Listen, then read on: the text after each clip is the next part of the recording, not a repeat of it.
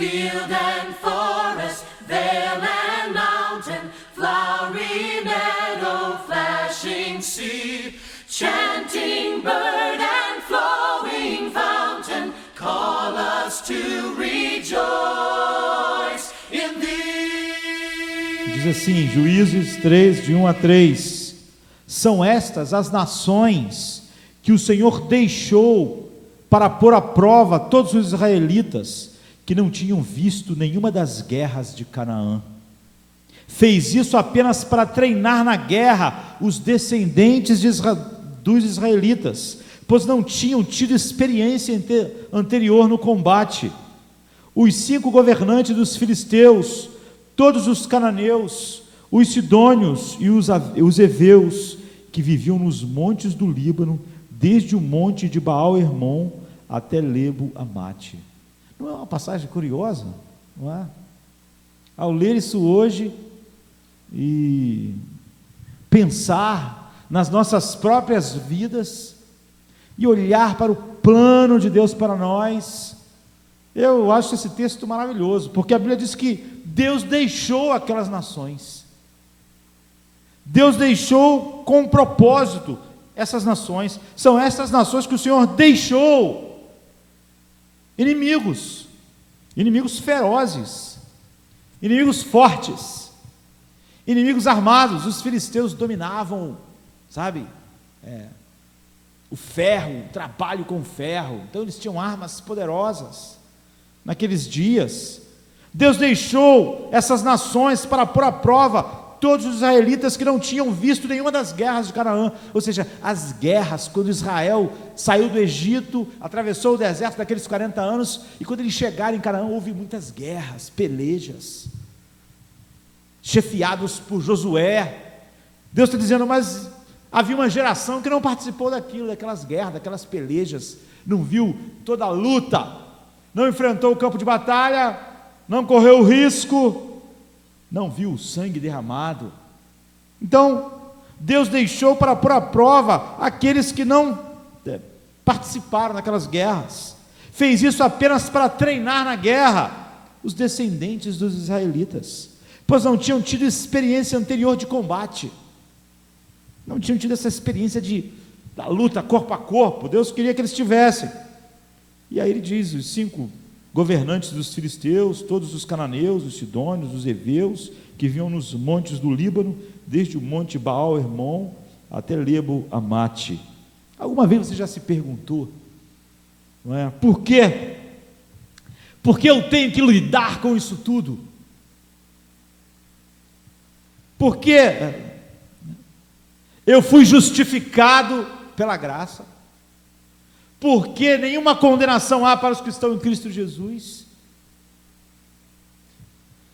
Então vem para todos os que de fato foram regenerados e justificados, vem a santificação, onde Deus coloca em todos os seus filhos, Ele opera o desejo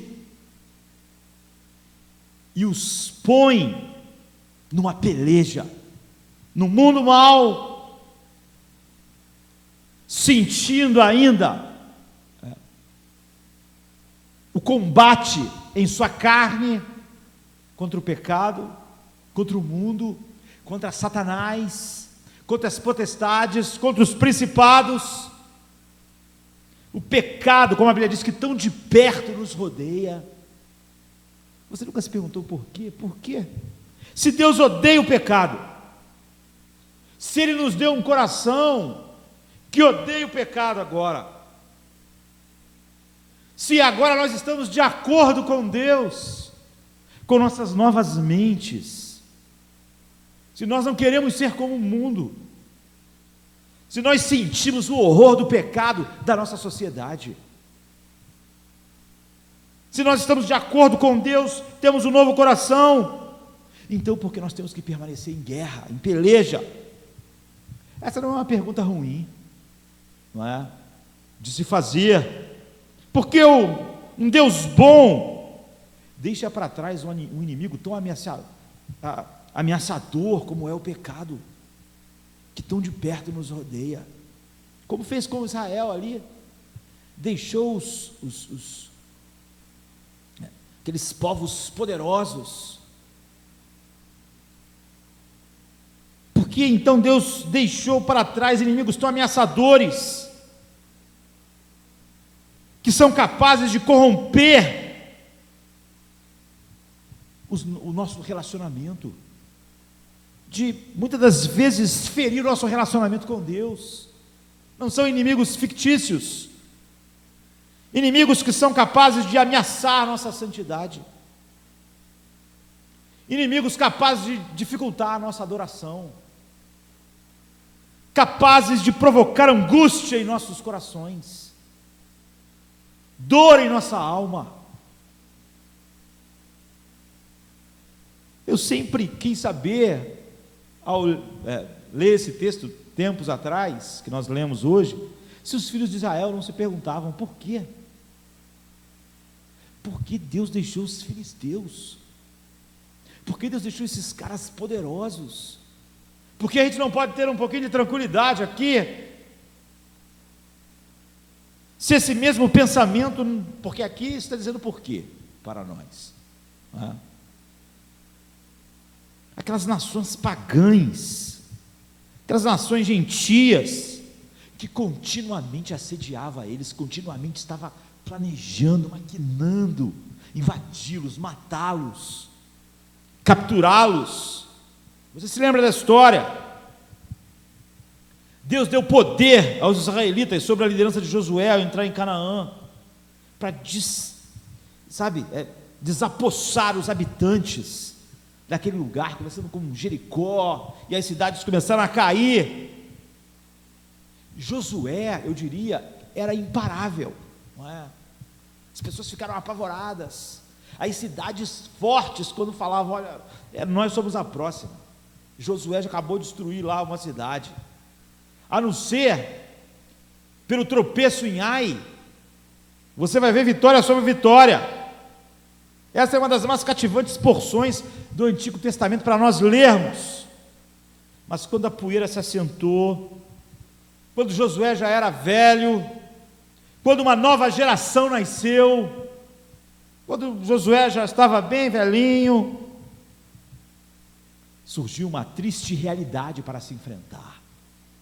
O inimigo ainda estava vivo.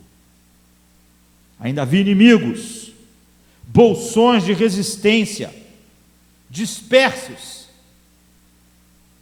não poderiam tomar e nem destruir Israel, porque Deus tinha garantido isso, mas estavam lá.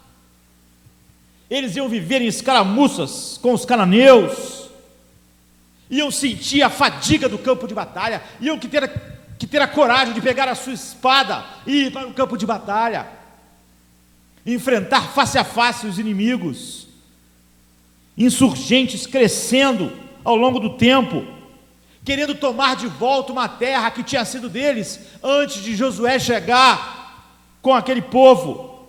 E é exatamente isso que aconteceu em Israel. Essas nações restantes assediavam Israel todo o tempo, tentavam invadir suas fronteiras, forçando o povo de Deus a clamar a Deus por uma libertação, por um frescor de libertação. Esse é o ciclo dos juízes. Você pode muitas vezes ver a fadiga, a frustração em Israel. Certamente, eles podem muitas das vezes terem questionado em seus corações, porque Deus não removeu todos esses inimigos, porque Ele não destruiu todos eles, todos esses filisteus, igual destruiu Jericó, não deixou nada. Agora, essas nações não estavam lá por acaso, é o que a Bíblia diz. A Bíblia diz: Deus deixou elas lá, porque esta nova geração não tinha lutado. Não, eles nasceram, já estavam na terra, não tinham enfrentado a peleja, nenhuma guerra. Eles só ouviam as histórias. Josué tomou, Josué era um grande valente. Caleb, quando já estava velho, falou: não, eu quero aquele monte lá onde estão os gigantes, eu quero enfrentar os gigantes face a face, porque há 40 anos atrás, eu não tinha medo, mas por causa do povo eu tive que ir para o deserto. Agora eu já estou velho, mas eu ainda estou confiante em Deus. Eu vou querer o mesmo monte que foi prometido a mim, mesmo sabendo que os gigantes moram lá, porque eu quero derrotá-los. É isso que essa geração ouvia, sabe? Eles aprendiam sobre como tinha sido a guerra. Então o texto diz: são essas nações que o Senhor deixou para pôr à prova todos os israelitas que não tinham visto nenhuma das guerras. Ele fez isso para treinar na guerra os descendentes dos israelitas, pois eles não tinham experiência de guerra, de combate. Então ele menciona, isso é muito interessante. Deus queria ensinar guerra para aquela geração de israelitas inexperiente. Por quê? Porque era importante para eles não apenas ouvir sobre o que Deus faz, sabe? Não só ouvir sobre a libertação de Deus, sobre o que Deus fez, eles tinham que experimentar, eles tinham que lutar, eles tinham que experimentar a guerra, eles precisavam ver a fidelidade de Deus no combate ao inimigo. Eles precisavam ver que Deus se comprometeu com a sobrevivência deles, que Deus sempre é capaz de fazer seu povo triunfar, que Deus demonstrou a intenção de preservá-los. Então, depois de experimentar o poder de Deus permitindo conquistar os seus inimigos, eles enfrentaram esses inimigos, eles enfrentaram o poder dos filisteus. Era melhor do que ouvir as histórias do vovô Josué, sabe? Josué contando, velhinho: não, eu matei muitos gigantes. As pessoas podiam pegar: será que não há um certo exagero? Não é? Será que foi exatamente como Caleb anda dizendo? Eles não tinham experimentado a peleja.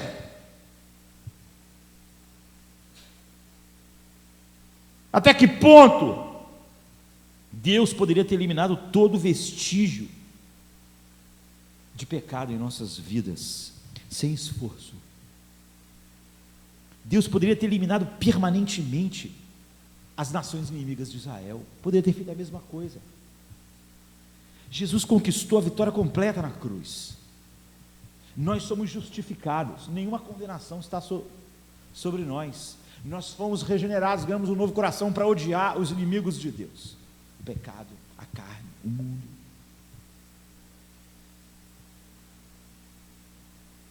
Como Deus poderia ter destruído todas aquelas nações?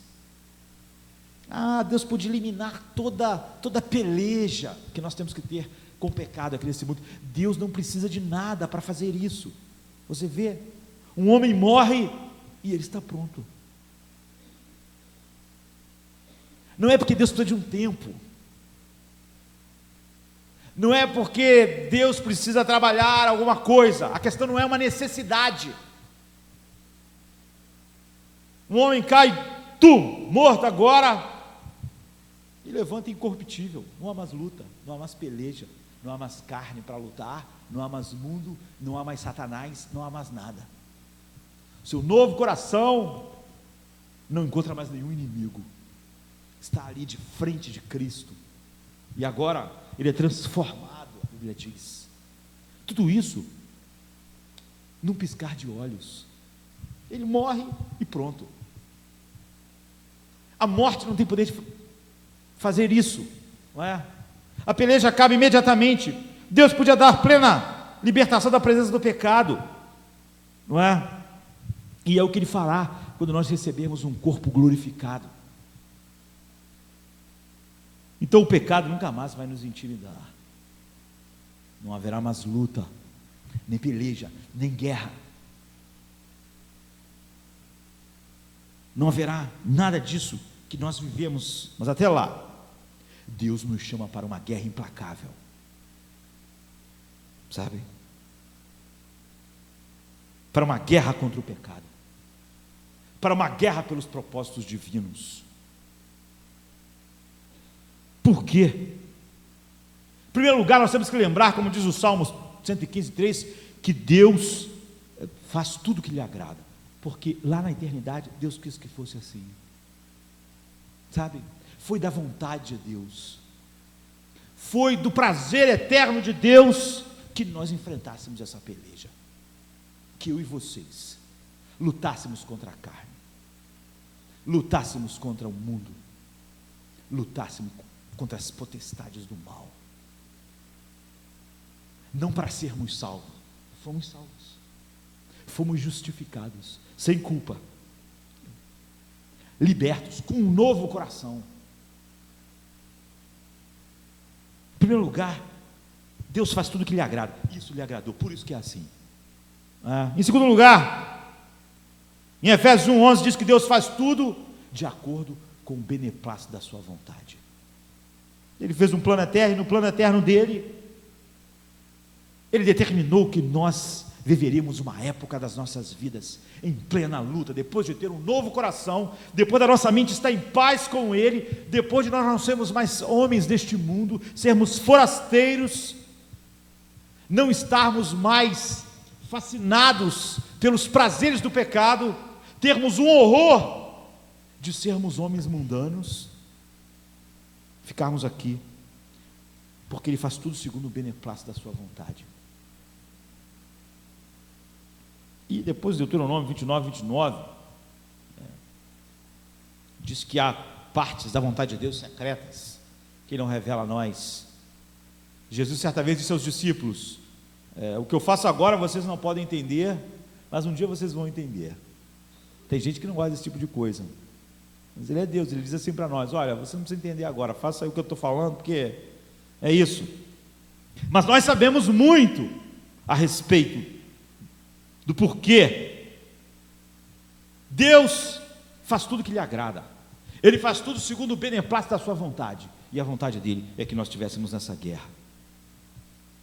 Então Deus, em sua sabedoria infinita na eternidade, escolheu não remover totalmente a presença do pecado nos seus redimidos, mas deixá-los viver com um corpo sujeito ao pecado ainda, no mundo que jaz no maligno,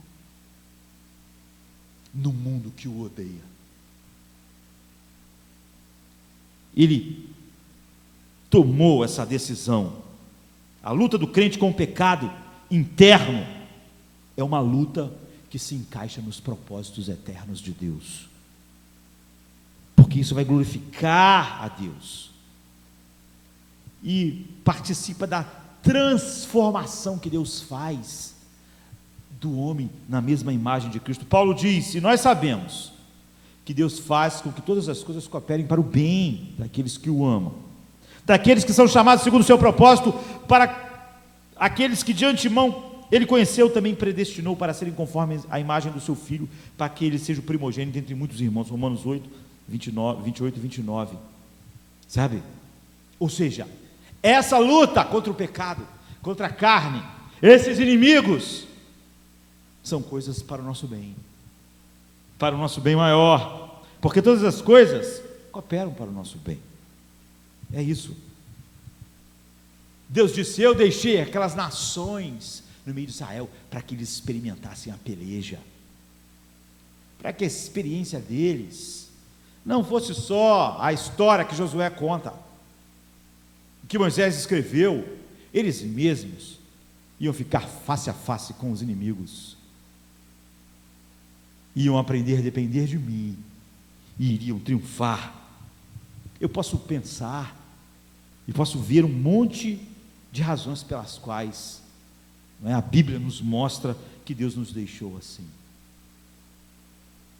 nessa peleja, nessa luta, faça guerra, mate. Primeiro, para nos tornar humildes e dependentes de Deus. Foi assim que Israel continuou, sabe? Eles não ouviam só uma história, eles pensavam, se Deus não nos proteger, nós vamos ser devorados. Nós temos inimigos muito mais poderosos que nós. Nós não estamos aqui em Canaã, sem perigo à volta. Então, essa nossa luta que Deus determinou na eternidade, é uma bênção. sabe? Enfrentar o campo de batalha, lutar contra a carne, lutar contra Satanás, lutar contra o mundo.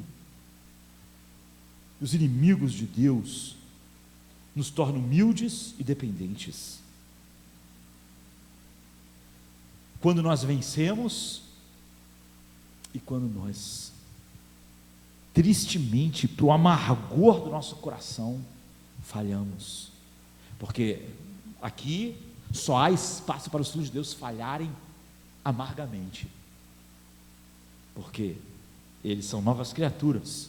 Como eu disse, aqueles são os inimigos. Eles têm um novo coração, um coração em paz com Deus, uma mente que concorda com Deus, portanto eles odeiam o pecado. Eles não querem fazer provisão para a carne, eles não são pessoas do mundo. Então, nessa luta, muitas das vezes, Deus usa para revelar a nossa fraqueza, e isso amplia a glória de Deus. Deus diz para nós: sem mim nada podeis fazer.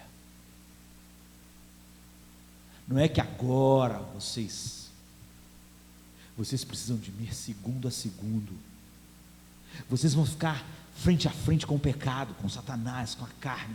Vocês vão aprender a depender de mim, aprender a dar toda a glória a mim.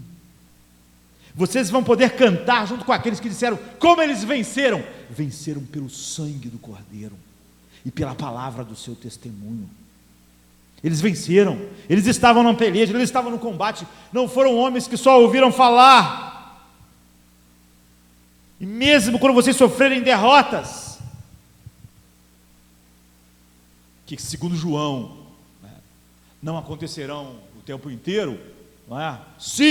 Quando vocês vão ver como vocês são fracos, como vocês sem mim são tomados por todas essas forças poderosas, das quais vocês não são capazes em nada de enfrentar. Vocês não podem enfrentar a carne, vocês não podem enfrentar o mundo, vocês não podem enfrentar Satanás. A salvação de vocês vem de mim. É o que o livro de Juízes está dizendo para Israel: vocês não podem enfrentar esses inimigos. Eu não quero que vocês só escutem as histórias, quero que vocês experimentem a dependência de mim, a vitória sobre o pecado, a vitória sobre o mundo, a vitória sobre a carne. Ao mesmo tempo, nós louvamos um Salvador todo suficiente, que nos dá toda a vitória. Toda a vitória nós recebemos em Cristo. Essa luta nos faz ver quão precioso Cristo é, não só de ouvir falar. Cada dia em que nós, pelo poder do Espírito que produz em nós o desejo, e o efetuar, nós olhamos para o Salvador e pensamos: se não é o Salvador conquistar todas as coisas, nos enviar o seu Espírito, ai de nós. E quando nós caímos, Deus também manifesta a sua glória. Pense em Pedro, na noite da traição. Ele se gabava da sua lealdade. Ele dizia: os inimigos são fracos, inimigos, pode mandar vir, eu não nego. Não sei esses soldados fracos aqui, mas eu sou um grande soldado, filisteu. É como se Deus estivesse dizendo: uma menina, Pedro, uma adolescente vai fazer você negar o meu nome hoje, porque você não é forte em nada. Sabe, Deus, mesmo nesse fracasso, horas mais tarde, ele viu sua autoconfiança desmoronar, quando ele negou Cristo 2 vezes, e Deus foi honrado. Ele chorou e disse: Deus, se tu não for meu Deus, eu não consigo enfrentar uma adolescente. Ela me apavorou. Quando ela começou a dizer que eu era galileu, que eu falava igual a ti, que me deu um pavor. Esse homem um dia vai enfrentar Nero. Sabe, Deus está mostrando, na peleja de Pedro contra a carne, o pecado, o mundo, como Deus era poderoso para fazer, como Judas diz, Ele é poderoso para nos guardar de tropeçar. Quando Pedro dependeu totalmente de Deus, o homem mais poderoso do mundo não o assustou. Vocês vão me crucificar? Eu prefiro de cabeça para baixo. Mas quando ele dependeu dele mesmo, uma adolescente o deixou apavorado. Você vê, Deus usa essa peleja para glorificar o seu nome. Sou eu, é de mim que vem a vitória de vocês. Vocês não só ouvem falar, vocês vão enfrentar. Vocês já foram justificados, vocês já têm um coração que é um coração segundo o meu coração. Vocês agora têm uma mente que concordam comigo. A inimizade foi quebrada, mas eu deixarei o pecado. Eu deixarei o combate no íntimo de vocês. E vocês vão ver como me amar faz vocês se tornarem ativos contra esses pecados. Então você vê, nas nossas vitórias, nós falamos, nós vencemos por causa do sangue do Cordeiro. Ah, se nós só ouvíssemos essas histórias. Deus não fez isso. Deus nos deixou enfrentar. Agradeça a Deus por isso.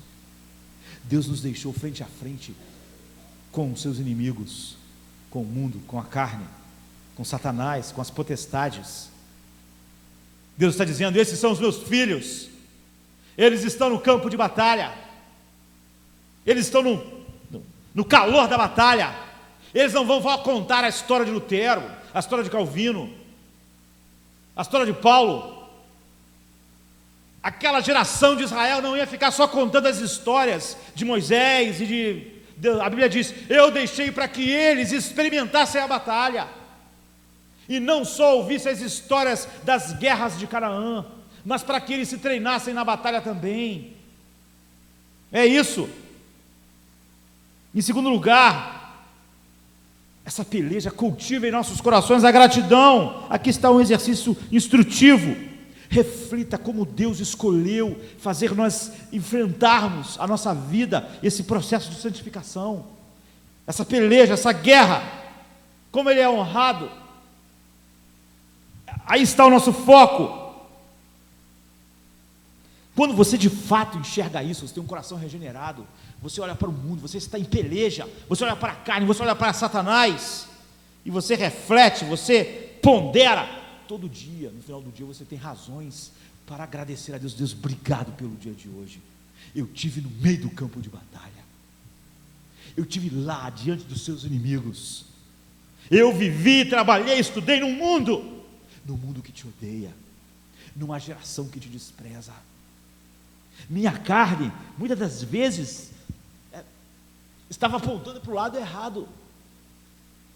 Ah, Satanás, as potestades que dominam esse mundo tenebroso, estavam lá, mas aqui está o final do dia.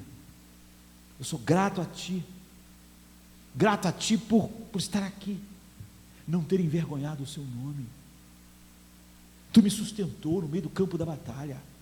Eu posso me alegrar hoje naquilo que Tu fez na vida de Paulo, de John Owen, de Jonathan Edwards, mas eu também, como aquela geração que não só lembrava das batalhas de Josué, eu enfrentei as batalhas hoje.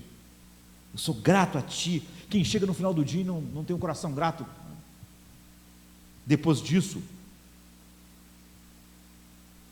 sabe, chegar no final do dia e agradecer a Deus, Deus, obrigado, porque hoje de manhã eu orei, não nos deixe cair em tentação, e Tu não deixou, as tentações vieram, o mundo veio, a peleja veio.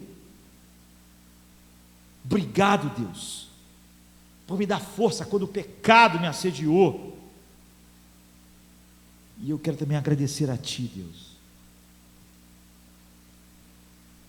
por Tu ter me perdoado no momento em que eu falhei, ao deixar de compartilhar o Evangelho com um colega perdido. Senti medo naquela hora,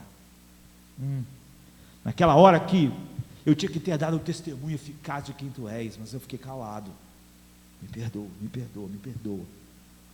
Não permita que no campo de batalha amanhã eu volte a falhar assim.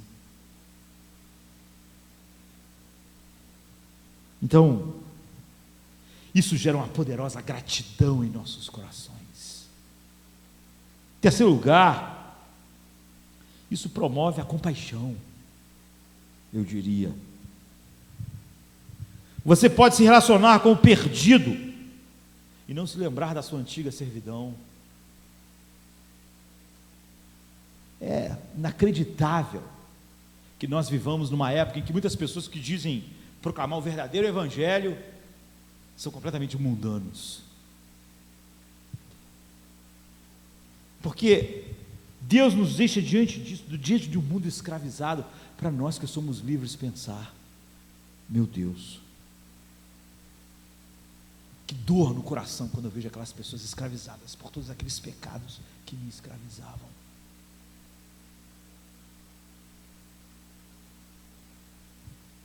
Quando nós nos lembramos da nossa antiga vida de escravidão, lá no meio do mundo, no meio dos escravos, nós lembramos de Efésios 2, de 1 a 3, a Bíblia diz: vocês estavam mortos em suas transgressões e pecados, nos quais costumavam viver, quando seguiam a presente ordem deste mundo e o príncipe da potestade do ar, o espírito que agora atua nos filhos da desobediência, ou nos que vivem na obediência.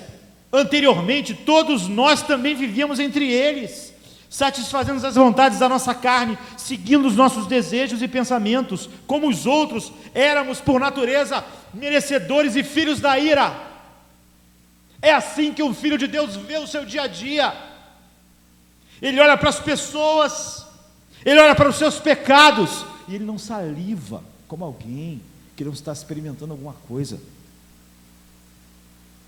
Ele pensa: antes eu também estava assim, nas garras de Satanás. Sabe, como diz aqui, quando vocês seguiam a presente ordem deste mundo,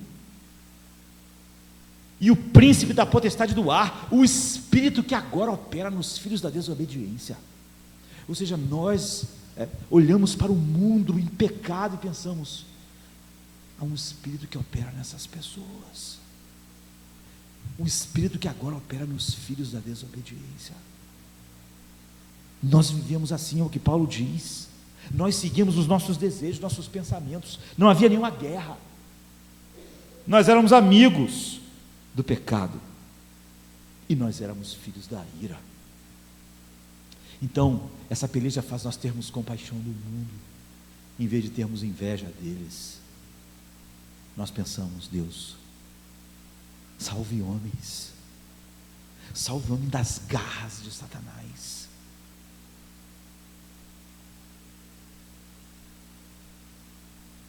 E através das nossas falhas ainda, a nossa luta com o pecado, quando nós enfrentamos a tentação e resistimos, escapamos ilesos, nós sabemos: Deus, Tu me livrou, Tu me livrou, Tu não me deixou cair em tentação. Isso também promove essa compaixão. Imagine essas pessoas, Deus, elas estão entregues às suas mentes depravadas, estão entregues aos seus pecados, não há nada que as pare, não há um poder, não há um poder que as livre. Então, essa peleja Deus usa para nós termos compaixão do mundo. Você vê quanta coisa boa Deus vai operando nos seus filhos, através de deixar os inimigos e nós enfrentarmos essas batalhas, e não em tirar todos os inimigos quando nós fomos regenerados, quando fomos justificados. Em quarto lugar, um outro motivo que nós podemos ver é que isso faz nós ficarmos focados no Evangelho, focados, sabe? O que faz você se maravilhar na cruz todos os dias, se maravilhar com o poder da graça de Deus. Não é que o pecado nos assedia tão de perto, sabe, que você pode encontrar descanso perpétuo na cruz, lembrar dela todas as horas do dia. No meio da peleja, filisteus assediando povos, aquela geração tinha que lembrar de Deus, né? Os inimigos faziam lembrar disso. Deus quer manter a cruz fresca em nossas mentes. E é nessa batalha contra a carne, contra Satanás, contra o pecado, contra o mundo. Cada dia, cada hora nós voltamos para a cruz. Minha vitória está na cruz. Minha garantia está na cruz. Minha certeza de que a carne, Satanás e o mundo não podem vencer está na cruz. Sabe? Deus quer manter a cruz fresca em nossas mentes. Ele quer que o Evangelho ocupe as nossas mentes o dia inteiro. Então Ele nos deixou nessa peleja completamente dependentes do Evangelho. Sabe? Pense sobre isso. Dificilmente nós podemos fazer isso através. Nós não podemos fazer nada sem o pecado nos assediar. Você pode estar sentado aqui no culto e o pecado te assedia. Não é assim? A pensar em você mesmo, a pensar em outras coisas, a cantar com os lábios e o coração está longe de Deus, a estar ouvindo a mensagem e a mente está em outro lugar. Nós podemos dizer, nós ficamos cansados, o dia é difícil, mas o Flamengo está jogando agora no Engenhão. Você acha que as pessoas estão assim?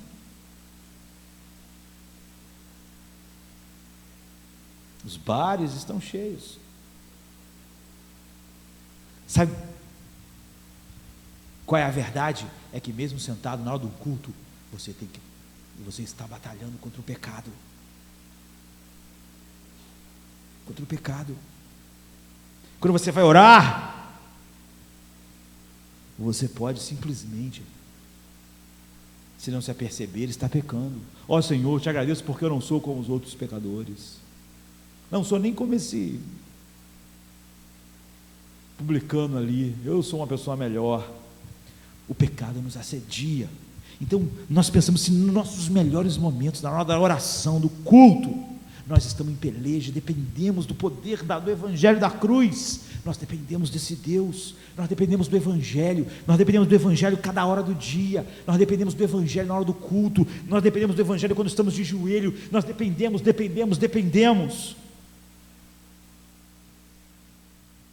Mesmo em momentos de comunhão, mesmo na igreja, reunido com o povo de Deus, algumas vezes as pessoas cometem os pecados da língua mais terríveis. Deus quer nos mostrar, vocês estão numa peleja, a presença do pecado na nossa luta nos mantém focados na beleza do Evangelho. Na beleza do Evangelho. Em quinto lugar, eu queria falar hoje a respeito da luta contra o pecado. Mas hoje nós vamos falar só sobre por que Deus deixou gente no meio da luta, né? Porque o tempo já foi. Mas, pulando algumas coisas, indo para um ponto final, né? Essa luta, Deus deixou essa peleja, essa luta diária contra a carne, essa luta diária contra o mundo, essa luta diária contra Satanás, 24 horas por dia, para nos ensinar que este mundo não é nossa casa. Ninguém fica à vontade num campo de batalha, ninguém fica relaxado num campo de batalha, ninguém cochila no campo de batalha. Deus está dizendo, este mundo não é a casa de vocês. Eu quero que vocês sintam isso a cada minuto, cada luta, cada peleja, cada inimigo, carne, o mundo, Satanás, é uma mensagem, vocês não estão em casa. Vocês têm um corpo, que ainda é o corpo do pecado, para vocês lembrarem que esse corpo não está preparado para a eternidade. Ele não é a prioridade de vocês. Quando Paulo lamentou a sua carne não redimida, em Romanos 7:24, ele estava expressando um desejo, um desejo de um dia ser livre desse corpo do pecado. Era um soldado gritando: eu sonho em ir para casa. Eu estou no meio da peleja. Eu sonho. Miserável homem que sou, quem me libertará do corpo sujeito a essa morte? Desse corpo do pecado. Quem me livrará? É um brado de alguém dizendo: este mundo não é minha casa, este corpo não está pronto para a eternidade. Nada de fato me prende aqui, a não ser as batalhas do Senhor. As batalhas do Senhor. É isso. É por isso que ele falou: olha, melhor é partir e estar com Cristo. Se é útil para o Senhor estar na batalha, então eu estou aqui. Deus nos deixou lutar contra a carne, contra o mundo, contra Satanás. Eu pulei e vim para esse motivo final. Filipenses 1:23, ele disse que a sua partida e estar com Cristo era melhor. Essa é uma das coisas que a peleja faz. É óbvio que um homem regenerado não sente a peleja. Um homem regenerado está em paz com o mundo. Ele pode ser evangélico, pode dizer até gostar de falar sola fide, sola escritura, sola gratia, só lhe deu glória, só para daqui a pouco fazer tudo aquilo que rouba a glória de Deus. Não está em peleja, não está em guerra, não está em nada. Mas o povo de Deus não. Então Paulo diz isso em Filipenses 1:23. Estar com Cristo é melhor, porque que soldado ama a guerra? Que soldado não quer ir para casa? No capítulo 3 ele continuou, sabe?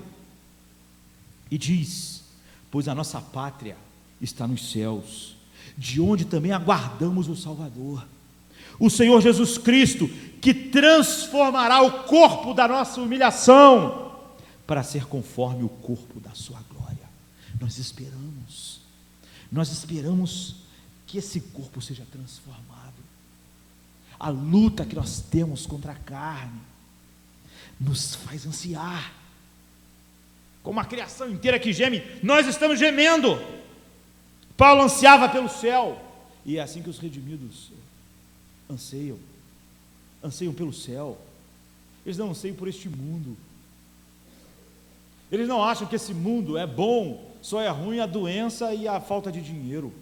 Eles acham que esse mundo é mau. A Bíblia diz: ele morreu para nos libertar desse presente mundo mau.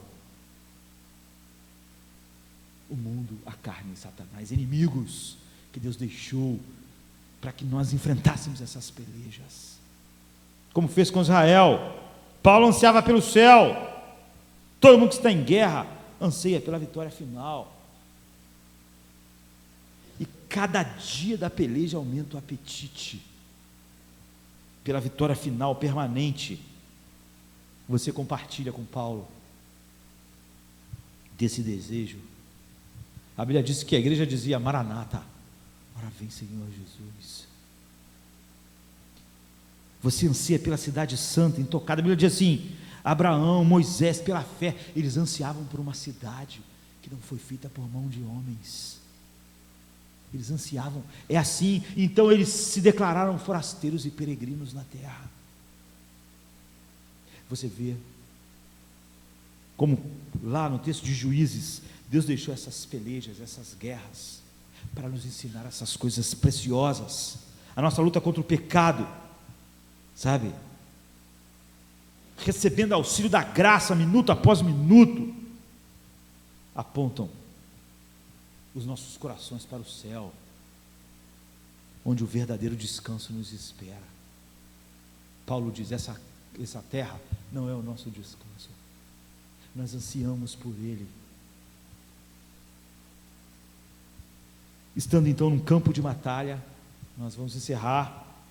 Você está pronto para matar? O que se faz no campo de batalha, queridos? O que os soldados fazem? Deus deixou Israel, deixou as nações, para que eles enfrentassem a batalha face a face. Todos esses benefícios estão quando as pessoas de fato estão na guerra, que nós vimos. Essa é uma pergunta dura, que exige qualificação, mas matar é a parte regular da vida cristã. Você matou hoje? Há um aspecto da vida cristã que é, francamente, eu diria, violento. Deus ordena caçar e matar todos os pecados restantes, exterminá-los, sem dó, como Israel no campo de batalha, que é uma prova disso. Romanos 8, 12, 13, portanto, irmãos, estando em dívida, não para com a nossa carne, mas para vivermos sujeitos a ela. Estamos em guerra, pois se vocês viverem de acordo com a carne, morrerão, mas se pelo Espírito fizerem morrer os atos do corpo, viverão. É isso, guerra. Ou como está em Colossenses 3,5, condenando à morte, portanto, o que é terreno em você: imoralidade sexual, impureza, paixões, desejos malignos, amor ao dinheiro, que é a idolatria. Você matou isso hoje. Quando você assumiu atitudes que ficavam evidentes, que é o amor ao dinheiro que estava fazendo você agir assim, você enfrentou esse inimigo? Ou você deu uma desculpa igual Saul para deixar Agag vivo? Você disse: não, isso não é amor ao dinheiro, estou fazendo isso por outra coisa. Não, eu estou agarrado aqui ao dinheiro, mas isso não é por amor ao dinheiro, isso é outra coisa. Ou você pensou: aí está o inimigo, Deus deixou esse inimigo aqui para mim exterminá-lo. Assim façam morrer tudo que pertence à natureza terrena de vocês: imoralidade sexual, pensamentos impuros, impureza, paixões, desejos maus, ganância, amor ao dinheiro, que é idolatria. Colossenses 3,5. Então você está lá, cristão, Paulo está dizendo, Deus deixou você de frente com essas coisas. Deus não tirou o dinheiro, Deus não tirou o mundo, Deus não tirou a imoralidade sexual à sua volta, não tirou a sensualidade do mundo, não tirou as paixões, não tirou o mundo te assediando, não tirou nada disso de propósito. Ele quer que você enfrente com a sua nova vida. Ele quer que você aprenda a depender dele. Ele quer, no final do dia, que você seja grato pelo poder que o livra dos inimigos. Ele não quer que você só conte a história dos heróis do passado, de Caleb, de Josué, como eles enfrentaram gigantes. Ele não quer que você simplesmente se alegre na história dos reformadores, que não tiveram medo do mundo, não tiveram medo da igreja corrompida. Ele não quer que você seja só um admirador dos puritanos, que colocaram tudo em risco por causa da palavra, que não negociaram, que não inventaram um evangelho que o mundo podia aplaudir. Ele quer que vocês enfrentem a mesma coisa. É o que Paulo está dizendo.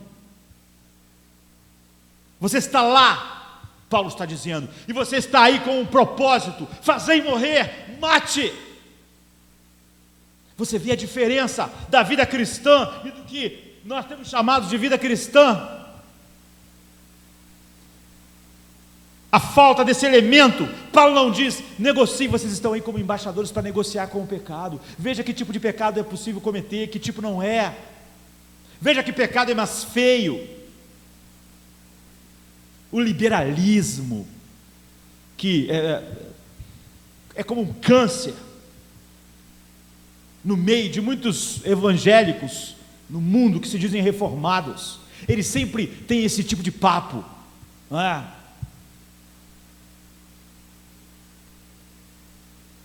Ele sempre apela para esse tipo de jogo. Esse pecado aqui é muito pior do que a imoralidade sexual. Enquanto você fica escandalizado por consumir pornografia na internet, isso não incomoda muito Deus. O que incomoda a Deus é você não ter praticado uma atividade social hoje. É assim que o liberalismo faz. Que tipo de negócio você pode fazer com o pecado? Não existe esse tipo de linguagem na Bíblia. Ela é sempre diabólica. Paulo diz: fazei morrer a imoralidade sexual. Não venha com esse papo. Mate. Mas o liberalismo nunca diz para você: abandone a palavra de Deus. Por que essas coisas são sempre ditas, sempre ditas? Essa semana, um cara que há anos atrás começou a se desviar, não é? Ensinando assim, primeiro uma coisa reformada, depois um evangelho voltado mais para o mundo, parecia mais socialismo do que evangelho. Há uns 3 anos atrás, quando ele foi confrontado sobre o homossexualismo, ele disse: olha, eu preciso de 1 ano e pouco para responder isso.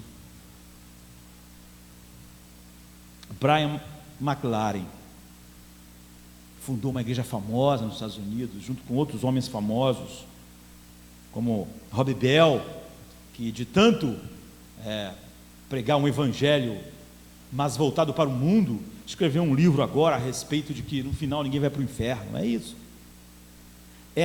Esses são os lugares onde o liberalismo chega.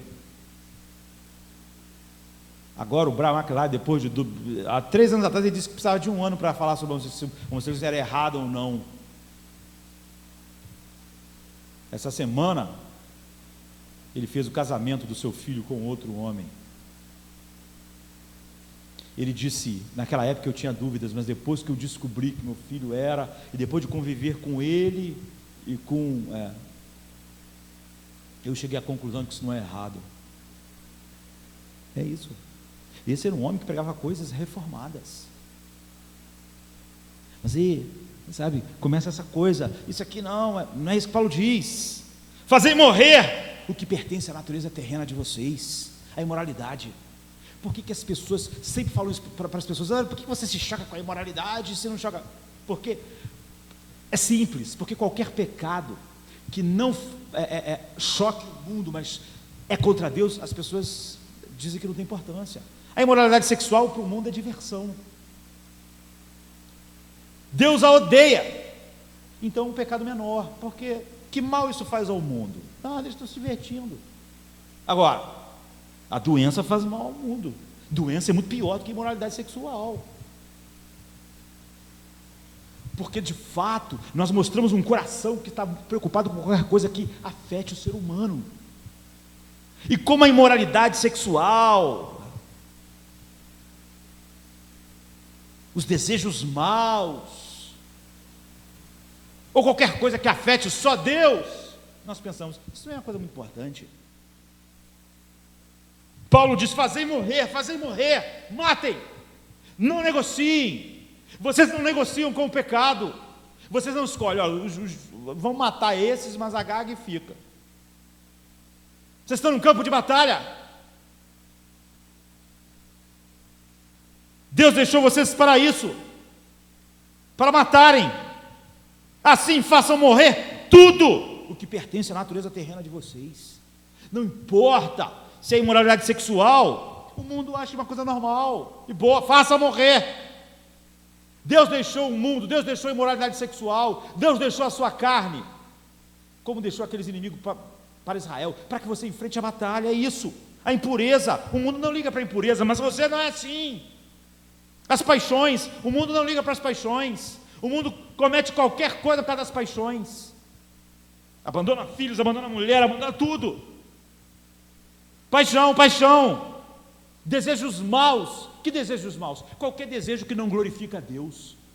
Todos eles, todos os desejos do mundo são maus, todos. No homem não regenerado não há um desejo bom, é o que a Bíblia diz. Nenhum deles é motivado para Deus, nem por gratidão a Deus. Ganância, o mundo não fica chocado quando você gasta a sua vida, gasta os seus neurônios, gasta o seu tempo para ganhar mais dinheiro, para subir o seu padrão de vida. O mundo não fica chocado com isso, mas Paulo diz: mate isso, mate isso. Isso é idolatria. Você vê, não há aqui uma linguagem. Você não negocia com o pecado. Você não dispensa os pecados que o mundo está achando muito divertido e se apega àquelas coisas que o mundo também não gosta, para ficar junto com ele. Paulo está dizendo: aí está você, cristão. Deus deixou você no mundo, te deu uma nova mente, te deu um novo coração. Antes, vocês eram escravos dessas mesmas paixões, filhos da ira, mas agora vocês estão aí, você tem que fazer morrer esses inimigos. Paulo não disse: negocie com o pecado, veja os que podem ser poupados. Não, não. Façam morrer tudo que pertence. E depois ele diz, a lista não é completa, mas ela é abrangente, porque tanta coisa está aqui: imoralidade sexual, impureza, paixões, desejos maus, ganância, amor ao dinheiro. O mundo acharia essa lista ridícula, mas Paulo diz: matem, matem, todo dia, quando vocês estiverem vivendo, quando vocês virem essas coisas no coração de vocês, quando vocês virem o mundo, lutem, matem. Ou seja, isso não é uma diplomacia, não é um chamado para você escolher quais pecados vão ser mortos. Deus chamou você e a mim, deixou Israel, por exemplo, no meio daquela Canaã cercada de inimigos. Deus te chama para identificar, localizar, atacar e executar o inimigo. O pecado em seus membros, ele diz: mate-os, mate-os. Esse é o seu objetivo. As pessoas podem corromper o evangelho, mas o objetivo dele é claro para aqueles que foram salvos. Ninguém pode dizer: eu fui regenerado e agora nenhuma condenação está sobre mim, e agora eu sou igual ao mundo. O objetivo é claro: faça morrer, ache. O inimigo é identificado não por você não escolheu os seus inimigos, Deus escolheu. Deus disse: esses são os seus inimigos, esses são os pecados, essas coisas, você vai procurar elas, você vai identificar no seu dia a dia e você vai matá-las. Você tem feito isso?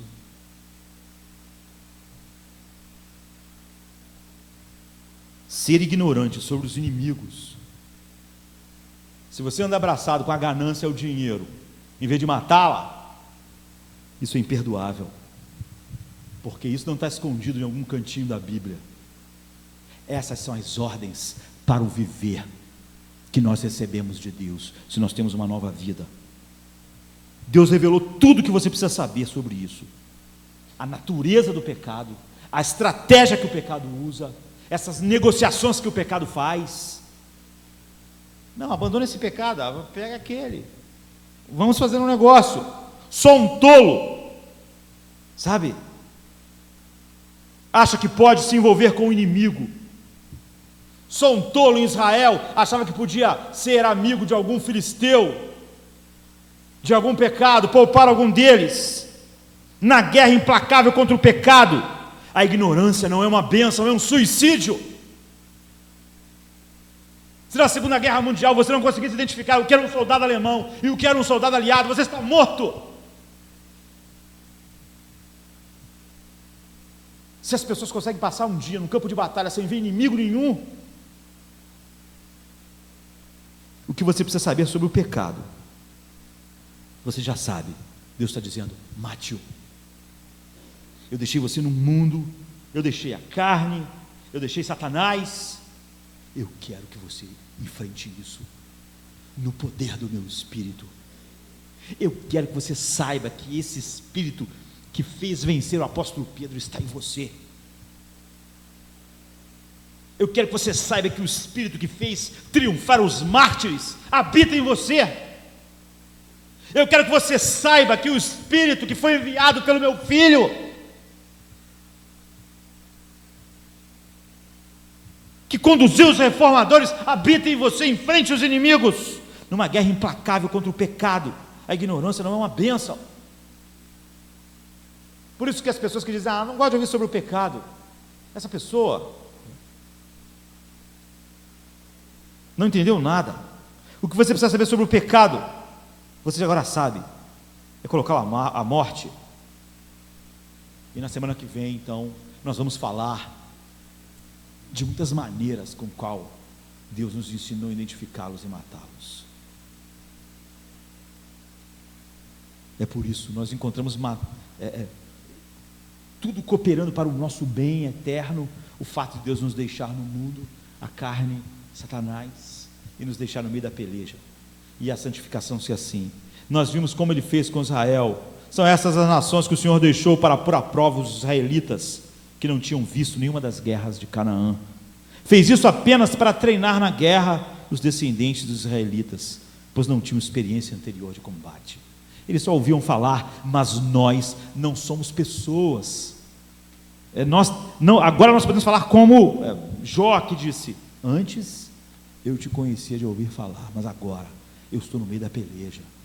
Eu não só escuto a história do passado, eu estou na guerra. Graças a Deus por isso, porque lá na eternidade Ele decidiu que a nossa santificação seria no meio dessa guerra, dessa peleja, para o nosso bem eterno e para a maior glória do seu nome. Vamos ficar de pé. Essas são as batalhas do Senhor, as batalhas do Senhor, as guerras de Deus e não nossas. Vamos orar. Mortals join the mighty chorus, which the morning stars began. Father love is reigning o'er us, brother love binds man to man. Ever singing march we onward, victors in the midst of strife. Joy